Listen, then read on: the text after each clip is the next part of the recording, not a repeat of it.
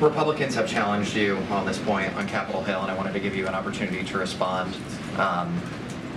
They point to Border Patrol's own numbers, which show that going back to October of last year, there were more than 1 million apprehensions, but then there were also more than 530,000 gotaways. That's roughly the size of the population of the city of Baltimore.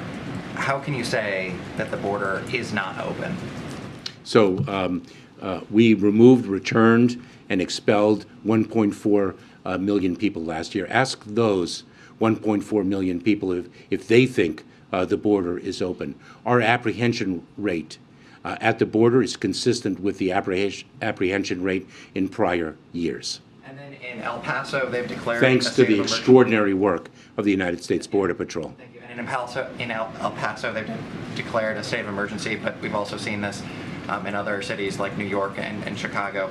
I'm wondering, while so much of the focus is on the southern border itself, can you tell us more about the steps that DHS is taking to support those cities elsewhere, as this surge affects not just that geography, but other cities and states across the country? I would say a number of things. Number one, we're grateful to Leader Schumer and Congress for the Emergency Food and Shelter Program funding in the omnibus this past December of $800 million. That's a significant increase over the prior year's funding of $150 million. We're working very closely with cities and communities along the border and in the interior of the United States. We need the system fixed.